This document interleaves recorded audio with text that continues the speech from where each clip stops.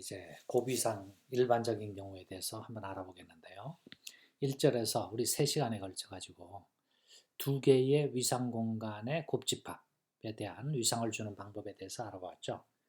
이 내용은 그대로 확장을 하면 유한계까지의 곱집합으로 확장이 가능하죠. 그죠?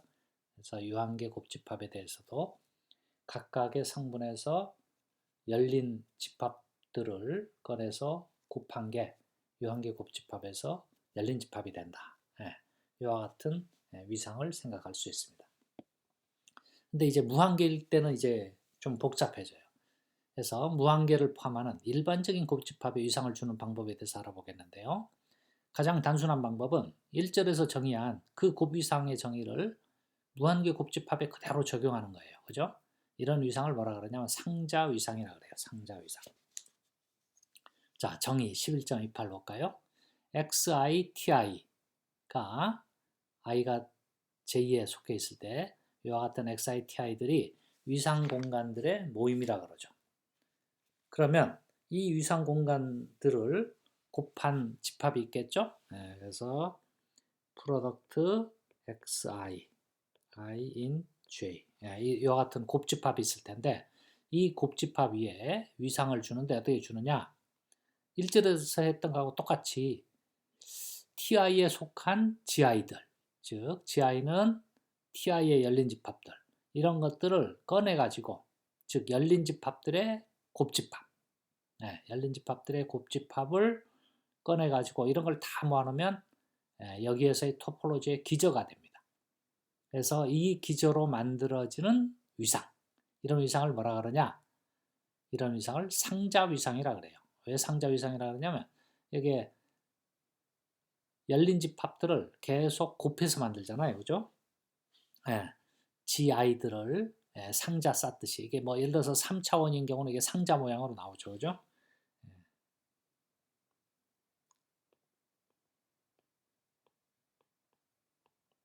이렇게 나오잖아요. X축, X1축, G1, X2축, G2, X3축, G3.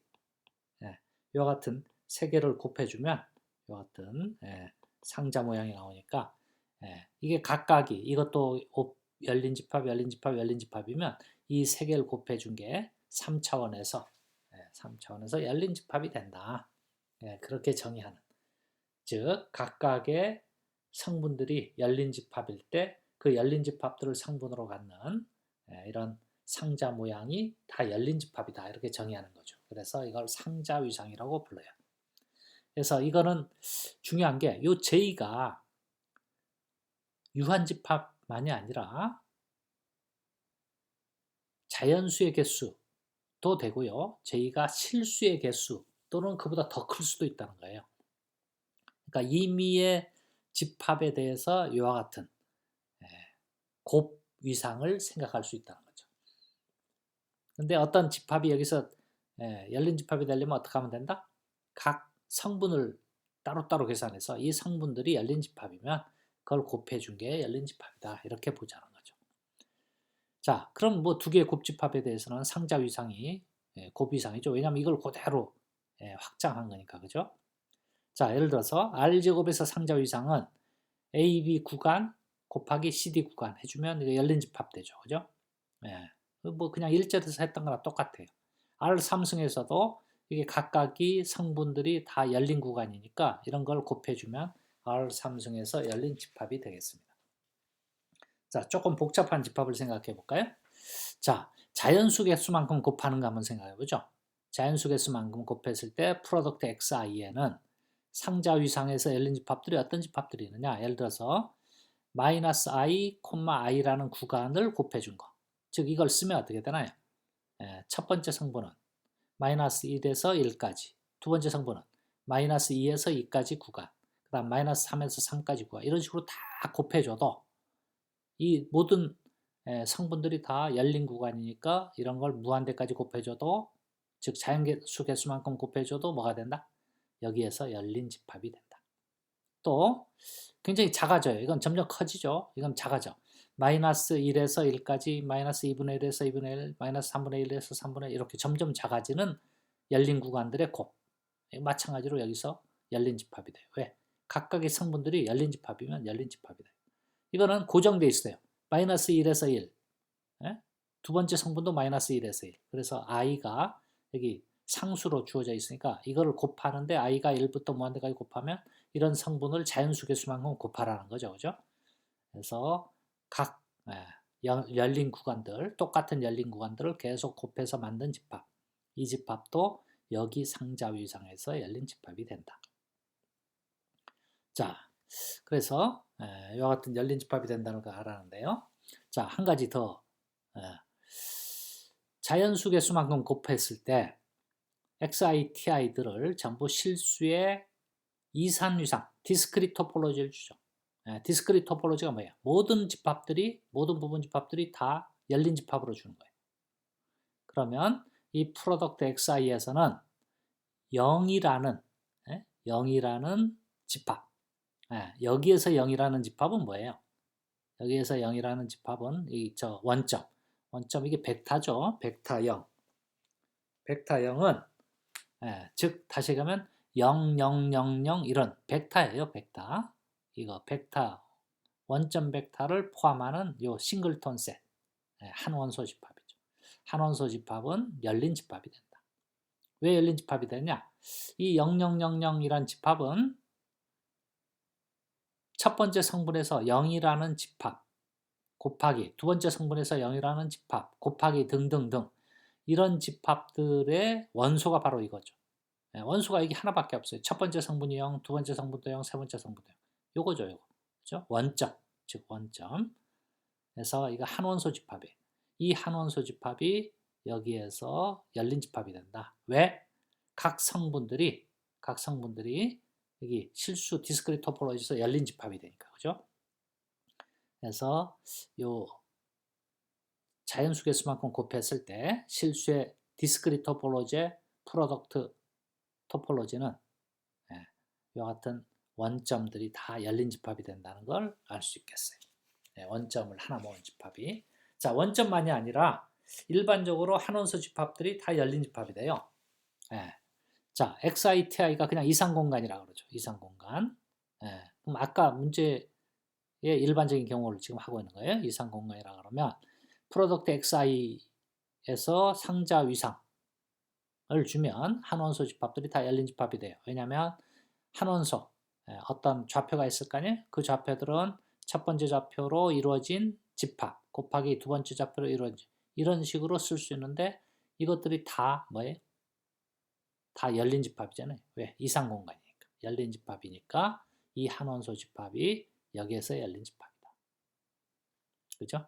그래서 아까 첫 번째 문제에서 0만이 아니라 예를 들어서 임의의 좌표, 임의의 P 하면 이 좌표가 뭐 예를 들어 P1, P2 이렇게 나갈 거 아니에요. 그죠? 이런 거는 다 어떻게 쓸 수 있어요? 이거는 P1 곱하기 P2 곱하기 이런 꼴이 된다. 그죠? 그래서 다 열린 집합이 된다 하는 걸 알 수 있겠습니다. 자, 그래서 지금 자연수 개수만큼 곱한 거에 대해서 알아봤어요. 자, 그런데 아까 얘기했죠? 자연수 개수만이 아니라 실수 개수만큼 곱하면 어떻게 되느냐? 자, 실수. 뭐 간단히 양의 실수만 하죠. 양의 실수만. 그러면 이거는 아까식으로 이렇게 쓸 수가 없어요. 이렇게 쓸 수 있는 건 뭐라 그랬죠? 뭐 집합론 시간에 했겠죠. 이렇게 나열이 가능하다는 거. 첫 번째, 두 번째, 세 번째 나열 가능하다는 건 어느 만큼일 때만? 자연수 개수일 때만 이렇게 가능해요. 실수 개수일 때는 이렇게 나열도 불가능해요. 그래서 그냥 기호로만 쓰는데 자, XITI들이 전부 실수의 보통 위상을 준 공간이라고 그러죠. 그랬을 때 프로덕트 마이너스 i에서 i까지. i는 양의 실수.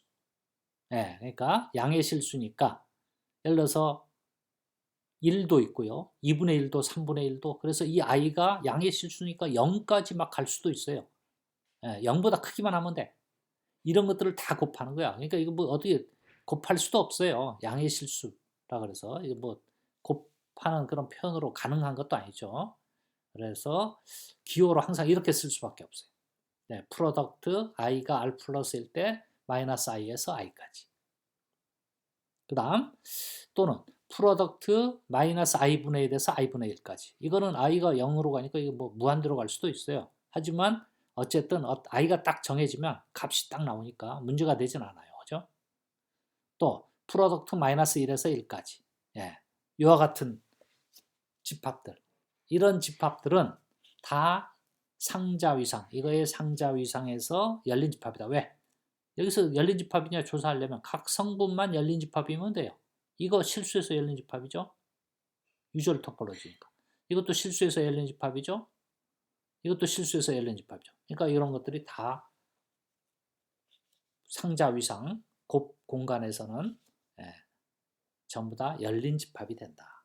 특이하죠? 이거 표현이 이렇게 표현할 수 없다 그랬어요. 왜? 개수가 몇 개? 실수개만큼 있으니까 이렇게 나열한 형태로 표현이 불가능하다.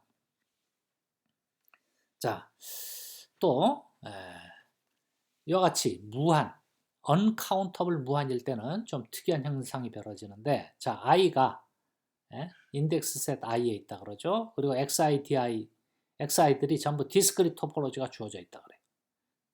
그러면 이때 곱집합의 상자 위상을 주면 이게 이산 공간이 된다.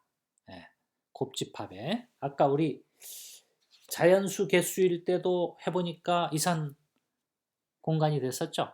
그러니까 실수만이 아니라 임의의 집합에 대해서 디스크리트 토폴로지, 이산 공간들을 곱이상을 구하면 이산 공간이 된다는 거예요. 자, 왜냐하면 각 성분 xi에 대해서 임의의 한 점을 택하면 이 점을 원소로 갖는 이 집합이 열린 집합이죠. 성분에서. 그죠? 따라서 이런 것들의 곱을 구하면 이거는 상자 위상에서 열린 집합이죠. 근데 이게 뭐가 되느냐? 이게 바로 곱집합에서 한원소 집합의 형태예요. 맞아요? 곱집합에서 한원소 집합의 형태는 이와 같이 각 성분에서 AI들을 갖고 온 거죠. 따라서 이런 한원소 집합들이 모두 열린 집합이 돼요. 자, 한원소 집합이 모두 열린 집합이 되는 위상. 그게 바로 이산 위상이죠. 그래서 이산 위상이 된다 하는 걸 알 수 있겠어요. 자, 그런데 이 상자 위상이 접근하기 좋잖아요. 각 성분이 열린 집합이면 열린 집합이다. 그런데 안 좋은 점이 있다. 앞에서 배웠던 정리 11.8, 11.8과 같은 결과가 나오지가 않아요. 자, 왜 안 되느냐? 이거 예제, 중요한 예제인데, 카운터 이그젬플 중요한 예제. 자, 자연수만큼을 프로덕트를 할 건데요. 프로덕트 곱집합을 할 건데요. xn, tn들을 그냥 실수의 보통 이상 공간이라고 그러죠. 그래서 이와 같은 곱집합을 생각하겠어요. 이 곱집합에 상자 위상을 주겠어요. 그냥 상자 위상을 주면 f라는 함수가 실수에서부터 요 상자 위상으로 가는 함수인데 fx는 x, x, x 이렇게 보내주는 함수. 이 함수를 한번 생각해 보죠. 여기 실수 x가 있으면 그것들의 함수값이 그냥 x, x, x 이렇게 보내주는 함수예요. 그럼 모든 n에 대해서 프로덕트 n 합성 f. 그러니까 실수가 이렇게 있고요.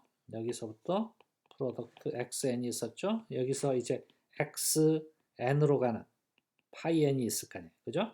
이걸 합성해주면 이게 f니까 이걸 합성해주면 파이 n 합성 f가 되는데 이거는 x들을 어디로 보내요? 여기서는 xx 뭐 이렇게 보내는 거죠.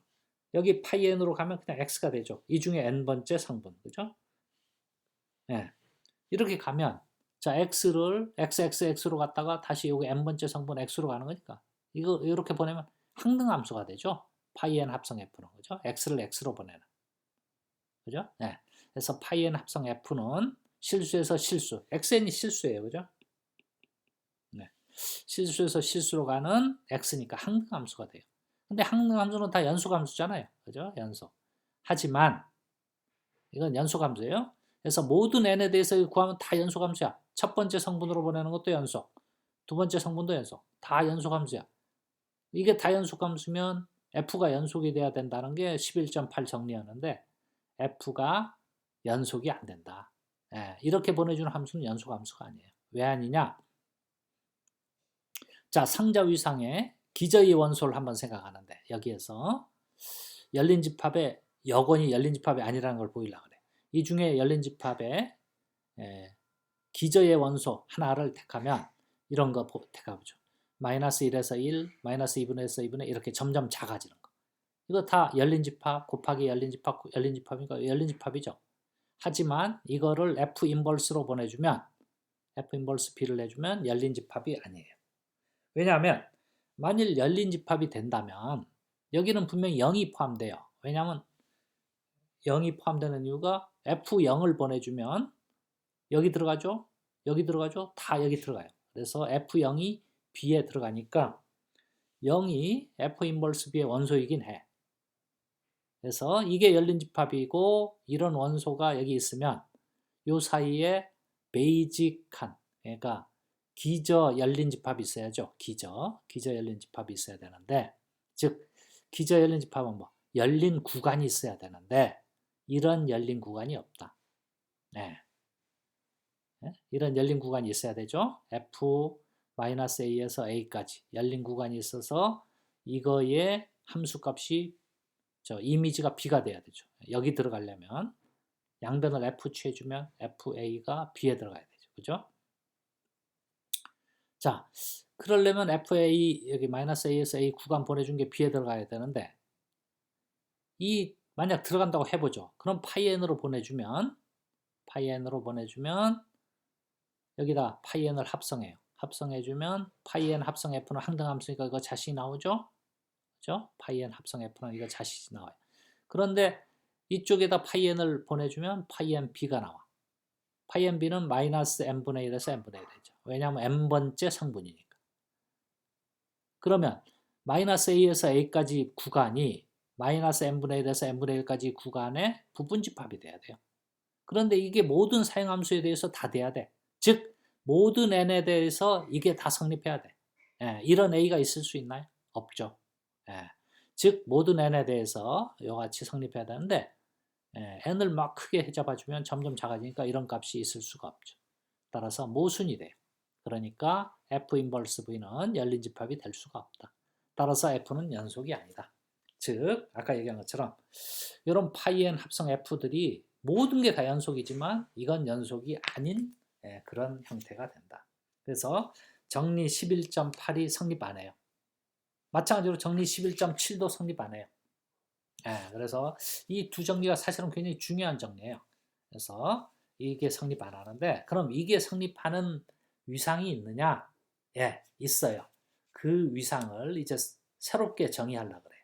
그래서 그게 더 중요하기 때문에 이거를 이름을 상자 위상이라고 그랬고 그 위상을 뭐라 하냐? 우리가 1절에서 봤던 곱 위상이다. 이게 더 중요하기 때문에 이거를 이름을 곱 위상. 이거는 별로 안 중요해서 이름을 다르게 상자 위상이라고 붙였어요. 자, 그래서 다음 시간에는 이 곱 위상에 대해서 한번 알아보기로 하겠습니다. 자, 이걸 하기 위해서는 그 우리 1장에서 일반적인 곱집합의 정의 있죠? 일반적인 곱집합의 정의.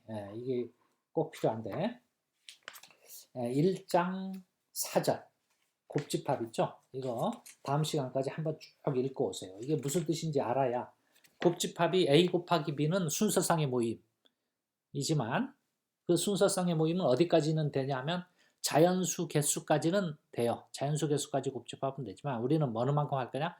실수보다도 더 많게 하려고 그러니까 그런 순서상의 모임이란 개념으로 이해하면 접근이 불가능해요. 그래서 1장 4절 다음 시간까지 꼭 공부하고 오세요. 오늘 첫 번째 일반적인 곱집합에 대해서 위상을 주는 가장 단순한 방법인 상자 위상에 대해서 알아봤는데 이게 별로 안 좋다. 그래서 다음 시간에 좀 더 좋은 위상, 그거를 우리는 프로덕트 토폴로지, 곱위상 또는 티코노프 위상이라고 불러요. 티코노프란 수학자가 생각해낸 거거든요. 그거에 대해서 알아보기로 하겠습니다.